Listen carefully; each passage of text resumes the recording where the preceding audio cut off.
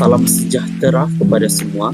Saya Ahmad Irfan Yasidin bersama dengan ahli kumpulan saya iaitu Nurul Adila, Alif Tokino, Adam Ashraf dan Fatihah Mardian akan membincangkan berkaitan dengan pengurusan keuangan dalam kursus MPU 3221, pengurusan persatuan di sekolah yang diselaraskan oleh pensyarah kami iaitu Encik Johannes Murad alias Putih. Baiklah, isi kandungan yang akan kami bincangkan pada hari ini.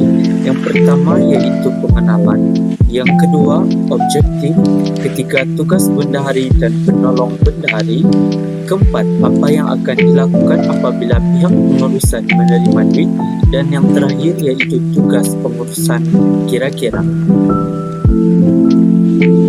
Baiklah, isi kandungan yang akan kami bincangkan pada hari ini. Yang pertama iaitu pengenalan, yang kedua objektif, ketiga tugas bendahari dan penolong. Baiklah, kita teruskan ke bahagian pengenalan. Yang pertama sekali, kita akan pergi kepada pengenalan. Apakah itu pengurusan kewangan? Pengurusan kewangan di bawah pengurusan persatuan di sekolah merujuk kepada proses merancang, mencatat, memantau dan melaporkan kewangan persatuan agar penggunaan dana dilakukan secara teratur, telus dan bertanggungjawab. Definisi pengurusan kewangan persatuan sekolah melibatkan pengurusan semua aspek kewangan persatuan termasuk wang yuran ahli, sumbangan, tajaan dan dana lain-lain. Antara tujuannya adalah untuk menyediakan perancangan kewangan iaitu bajet untuk aktiviti dan projek persatuan, memastikan rekod kewangan dicatat dengan teliti untuk memantau pendapatan dan perbelanjaan, menyediakan laporan kewangan bagi pihak pentadbiran sekolah dan ahli persatuan, menjamin ketelusan dan accountability supaya dana digunakan untuk tujuan yang sah dan sahih. Assalamualaikum, saya Alif bin Tokino dan saya akan membentangkan objektif pengurusan kewangan. Seterusnya saya akan menerangkan tentang objektif pengurusan kewangan yang pertama, iaitu memastikan dana cukup untuk menampung aktiviti tahunan sekolah. Jadi, guru hendaklah memastikan persatuan mempunyai aliran tunai yang mencukupi untuk melaksanakan semua projek, pertandingan atau program yang telah dirancang oleh takwim tahunan kurikulum sekolah. Seterusnya, dalam memastikan dana yang cukup dia dapat mengelakkan juga persatuan tertentu mengalami masalah kekurangan dana di pertengahan penggal yang boleh menyebabkan aktiviti murid terpaksa dibatalkan. Data tambahan yang kita dapat di sini adalah sumber pendapatan, yang dimana kewangan persatuan sekolah biasanya datang daripada yuran keahlian yang telah diluluskan seperti sumbangan PIBG atau hasil jualan semasa hari usahawan ataupun hari kantin sekolah. Seterusnya adalah pelan kontingensi, yang dimana pengurusan yang baik membantu bendahari mengagikan duit dengan adil supaya aktiviti besar seperti pameran seni ataupun perkemahan sekolah mendapat peruntukan yang sewajarnya. Seterusnya dapat mengelakkan pembaziran dan mengutamakan keperluan murid. Di sini guru dapat menjamin pengurus menjamin setiap ringgit yang dibelanjakan memberi impak yang maksimum kepada pembelajaran dan pengalaman kurikulum murid, ataupun dipanggil sebagai value of money. Seterusnya adalah menyusun keutamaan perbelanjaan ataupun prioritization dengan mendahulukan alat kritikal berbanding perkara sampingan yang lain. Jadi nota tambahan yang terdapat di sini adalah keperluan versus kehendak. Yang contohnya, jika peruntukan terhad, persatuan perlu mengutamakan pembelian bahan asas aktiviti seperti kertas lukisan, cat atau alat sains berbanding membeli baju korporat persatuan yang mahal. Seterusnya adalah anggaran belanja mengurus ataupun ABM. Sebelum sesuatu projek dijalankan, kertas kerja yang mengandungi implikasi kewangan mesti disediakan dan diluluskan oleh guru penasihat serta guru penolong kanan kurikulum. Khususnya ia dapat melatih murid ataupun sistem berorganisasi dalam melaksanakan accountability. Di sini murid dapat mewujudkan ataupun belajar dalam mewujudkan sistem perekonomian riset, buku tunai dan laporan keuangan yang telus dan sistematik. Selain itu, ia dapat memastikan tiada ketirisan, kehilangan wang tunai atau pertikaian salah guna dana persatuan. Nota tambahan yang kita dapat di sini adalah integriti dan audit, di mana di peringkat sekolah setiap sen yang keluar masuk mesti ada resit ataupun voucher bayaran. Buku tunai persatuan akan disemak oleh guru penasihat dan boleh diaudit oleh pihak pengurusan sekolah. Selain itu, pendidikan kewangan realistik, di mana ini adalah medan terbaik untuk melatih murid yang memegang jawatan bendahari tentang cara menguruskan wang dengan amanah sebelum mereka melangkah ke alam dewasa. Ini adalah dapat mematuhi peraturan kewangan dan tata cara sekolah, yang dimana guru dan murid hendaklah memastikan segala kutipan dan perbelanjaan persatuan mematuhi surat perkeliling Ekisas ataupun SPI dan arahan guru besar atau pengetua sekolah. Bukan itu saja, ia juga dapat mengawal persatuan daripada membuat kutipan haram atau menyimpan tunai di tangan ataupun cash in hand melebihi had yang dibenarkan oleh pihak sekolah. Nota tambahan terakhir adalah simpanan lebih selamat, yang dimana wang persatuan yang banyak biasanya perlu diserahkan kepada akaun SUA ataupun sumbangan wang awam sekolah atau disimpan dalam tabung khas di bawah kawalan guru penasihat, bukannya dibawa balik oleh murid. Dan akhir sekali adalah kelulusan pihak atasan, yang dimana sebarang kutipan iuran tambahan wajib mendapat kelulusan bertulis daripada guru besar atau pengetua sekolah untuk menghilangkan bebanan kepada ibu bapa dan juga murid sekolah. Saya Muhammad Adam Ashraf akan meneruskan pembentangan seterusnya, iaitu dalam bahagian tugas bendahari dan pembendahari. Apakah tugas bendahari dan pembendahari? Ayo kita simak bersama-sama. Okey, tugas bendahari biasanya mengurus semua penerimaan dan pembayaran wang kita, yang mana untuk memastikan segala pembelanjaan dan penyimpanan berjalan dengan lancar. Kedua, menyediakan bajet serta perancangan kewangan kita dari segi pembelanjaan dan kewangan organisasi dalam melaksanakan aktiviti tertentu, perusahaan atau dan sebagainya.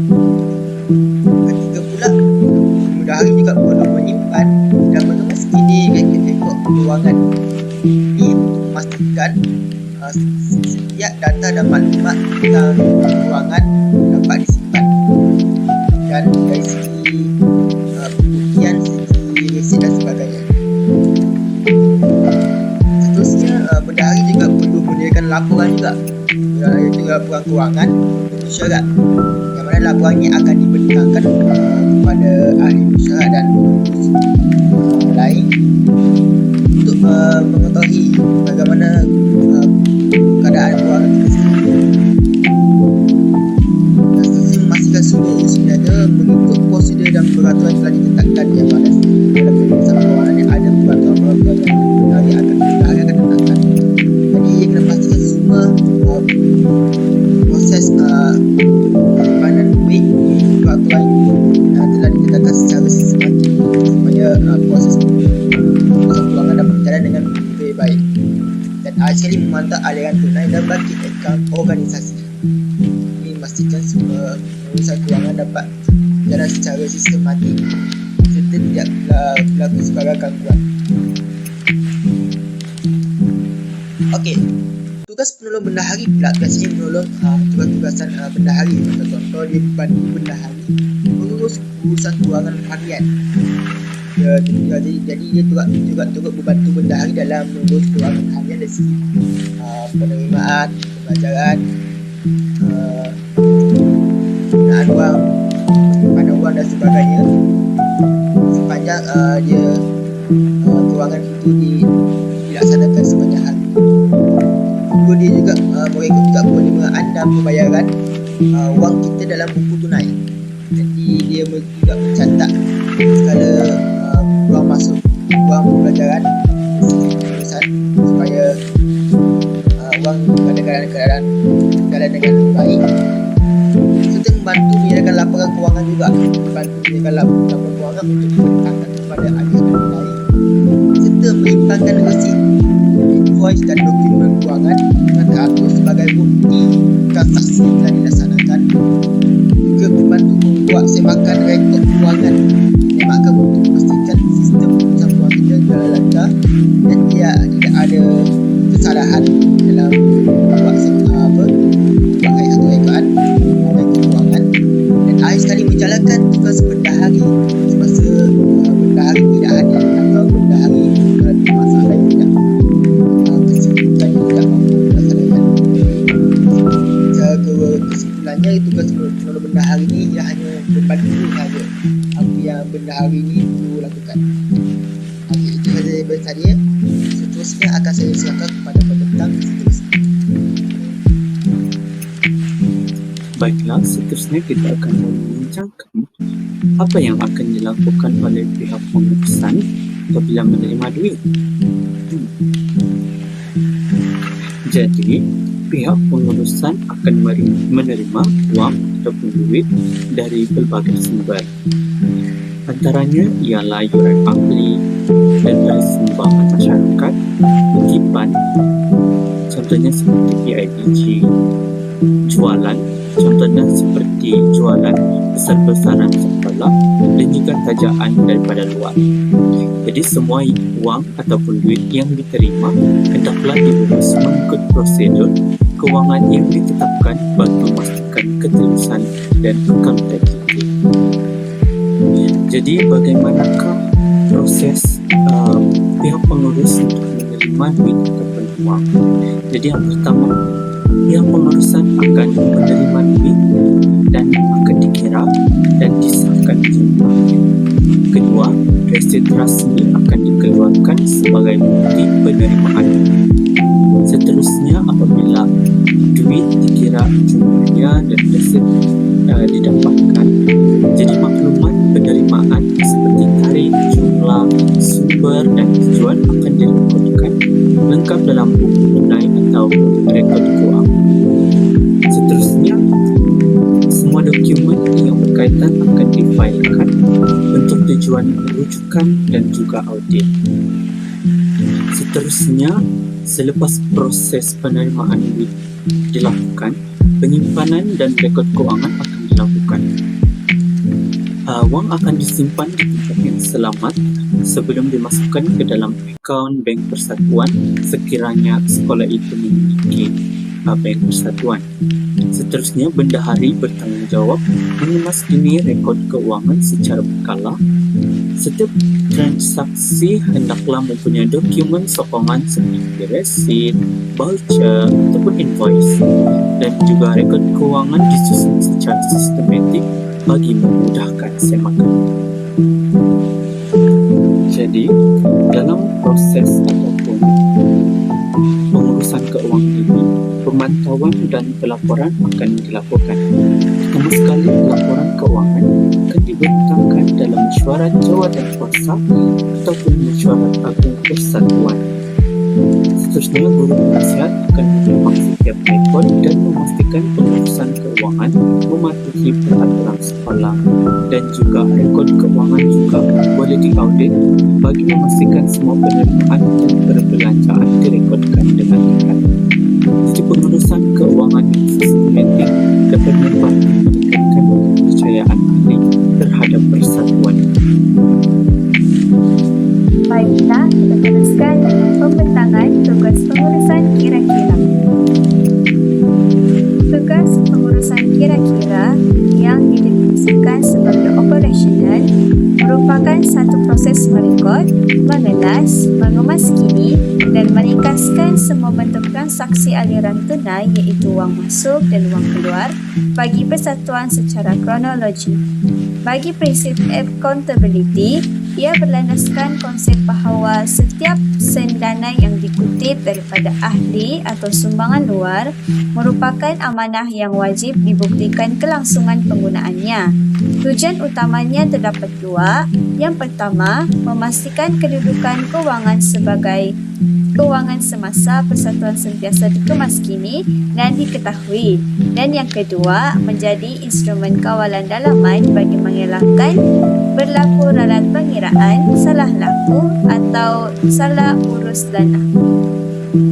Kita beralih kepada kaedah perekodan buku tunai, iaitu teras kepada kira-kira. Buku tunai merupakan dokumen paling utama dalam pengurusan kira-kira. Pengurus kira-kira wajib membahagikan rekod kepada dua komponen utama, iaitu lajur debit dan lajur kredit. Lajur debit di mana penerimaan ataupun wang masuk merekodkan semua dana yang diterima. Contoh dia, iuran pendaftaran ahli, sumbangan PBG atau modal jualan keusahawanan. Manakala bagi lajur kredit, iaitu pembayaran ataupun wang keluar, ia merekodkan semua dana yang dibelanjakan. Contohnya, pembelian peralatan persatuan, penyediaan hadiah pertandingan atau kos makanan aktiviti. Di sini juga terdapat formula imbangan kedudukan kewangan di mana baki akhir semasa sama dengan jumlah penerimaan debit dan ditolak dengan jumlah pembayaran kredit. Ini merupakan aliran kerja pengurusan kira-kira langkah demi langkah. Untuk memastikan kira-kira persatuan diurus dengan lancar, aliran kerja berikut wajib dipatuhi. Langkah pertama, pengumpulan dokumen sokongan iaitu audit trail. Mengumpul semua resit rasmi, invoice, bil tunai dan voucher bayaran sebagai bukti transaksi fizikal. Prinsip dia di sini ialah tiada dokumen dan tiada rekod. Langkah kedua, perekodan kronologi. Memasukkan data transaksi ke dalam buku tunai atau hamparan digital melalui Excel ataupun Google Sheets mengikut urutan tarikh kejadian. Dan yang terakhir itu langkah ketiga, penyesuaian imbangan reconciliation. Menyemak dan memastikan jumlah baki di dalam buku tunai adalah sama tepat dengan jumlah wang fizikal di tangan atau baki di dalam akaun bank persatuan. Terakhir sekali iaitu penyediaan laporan dan proses audit. Pernyataan kira-kira berkala, ia merupakan dengan menyediakan ringkasan kewangan bulanan untuk dibentangkan dalam mesyuarat ahli jawatan kuasa iaitu AJK bagi tujuan semakan guru penasihat. Kedua, laporan kewangan tahunan pula, ia mengumpulkan semua ringkasan kira-kira sepanjang tahun untuk ditandatangani oleh bendahari dan disahkan oleh pengurusi persatuan. Dan yang terakhir, proses audit dalaman, menyerahkan laporan kewangan tahunan kepada juru audit atau pemeriksa kira-kira yang dilantik untuk disemak kesahihannya sebelum dibentangkan dalam mesyuarat agung tahunan AGM. Itu sahaja daripada kumpulan kami. Sekian, terima kasih.